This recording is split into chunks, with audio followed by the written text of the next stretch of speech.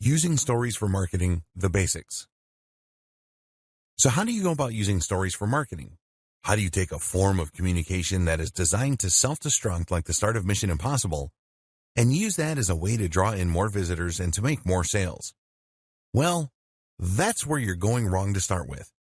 If you're used to traditional forms of marketing, and if you have been creating ads and posts for Instagram and Facebook for a while now, then you might be accustomed to thinking in a more straightforward and direct manner. Marketing makes leads, and ads make sales. But in truth, stories are not for either of those things. Stories are perfectly suited not for increasing the number of followers you have or for selling directly to those followers. So if that's the case, what is this form of marketing for? The simple answer is that it is for building stronger relationships with your existing followers. It's about deepening that connection, and that's huge when it comes to increasing profits in the long term. You might have heard of the book 1,000 True Fans by Kevin Kelly. In it, the author describes the value of creating meaningful relationships with your followers. He describes how as long as a business genuinely manages to obtain 1,000 true fans, it will likely be able to succeed. What is this based on? Simply the notion that a true fan is not only someone that will buy nearly every one of your products, but also someone who will like all your posts and who will rave about those same products to anyone who will listen. In short, a true fan is a brand ambassador. And it's through brand ambassadors that your business can begin to grow exponentially. How do you get to this point with your followers, though? And what does it have to do with stories? There are a lot of ways you build true fans. One is by having a very clear mission statement for your business. One is by knowing precisely who your business is for, meaning that you understand the psychology of your buyer persona. But the other is through meaningful interactions. And in the case of stories, that can also mean building a personal brand.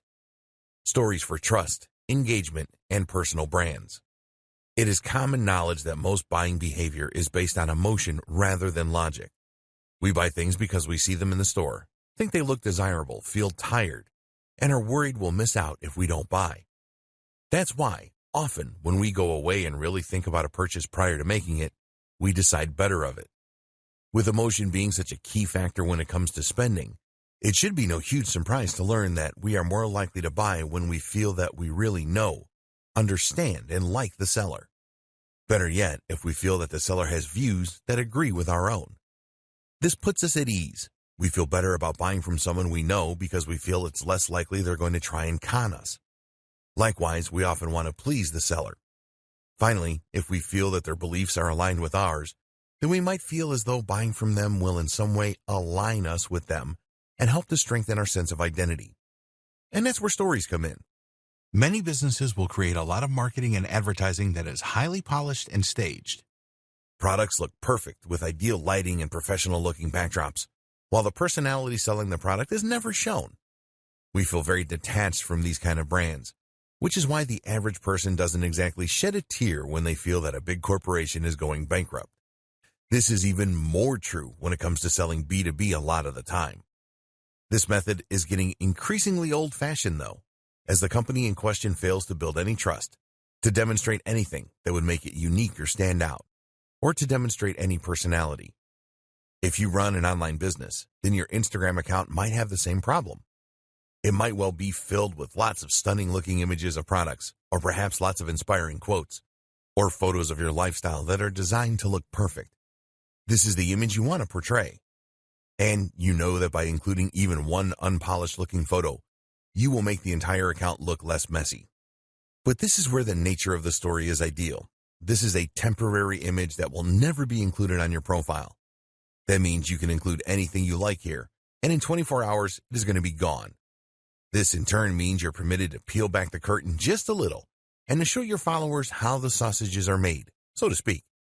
Stories can be the kinds of insights that you would never include on the main account, but that help to give you a little personality and help to make you seem much more approachable.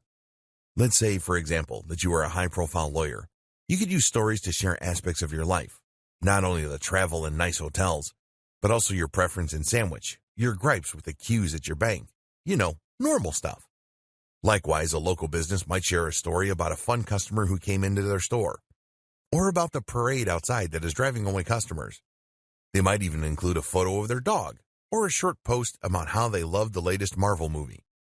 Things like that might not sound like strategies that would gel with traditional approaches to business, but that should be considered a good thing. This is not a traditional approach to business, but a much more modern strategy for improving relationships.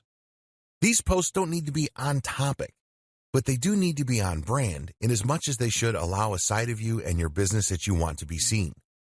In the next video, you'll see just how this kind of interaction can not only strengthen relationships, but also invite meaningful interactions that translate to sales.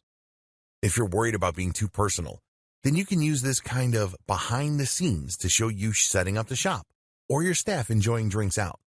What's even more effective, though, is if you choose to create a personal brand. Stories for personal brands. A personal brand essentially means a brand that puts the owner, that's probably you, front and center. Rather than promoting X company, you instead promote yourself as a sole trader. This doesn't necessarily reflect on the size of the company or even its structure. Most companies began as one or two people. It's rather a conscious decision early in the business's life to push the individual. And for all the reasons we've discussed, this is a very powerful thing. So instead of being RX Plumbing Limited, you might instead be John Dandy and Company Plumbing. The difference is that the John Dandy is a person that you feel you can know rather than a faceless company. Even if you never deal with John Dandy, the implication is that he's there, and that if you had a serious complaint, you could talk with John Dandy. And this opens up huge potential for marketing that otherwise would simply not exist. You can now, for example, do a live Q&A with your followers, and they can actually speak with the owner of the company. Likewise, you can show them some of the homes that you've listed and how you've helped them, and they'll not only get to see a demonstration of the great service you can provide, but will also get to see even more of your personality. Have you ever found that one plumber or electrician who you know does a good job and who you know will turn up on time, and then you never feel the need to use anyone again? What if you could become that service provider, even without ever having met the customers yet? Stories for social media influencers. There is one more group that should definitely sit up and take notice of stories: social media influencers. Scratch that. Most influencers are already all over stories because they know just how important they are. The group that should get involved, then, is the aspiring influencers group. The people who want to become influencers but haven't quite got there yet. And this goes for bloggers too, because like it or not, you're essentially just an old-fashioned type of influencer. An influencer is someone for whom the personal brand is the business. That's someone that inspires, entertains, or educates an audience to the point that the audience trusts their recommendations implicitly. The creative doesn't necessarily sell a product of their own, though they may. But they have so much clout that they can generate huge amounts of cash from simply wielding their influence.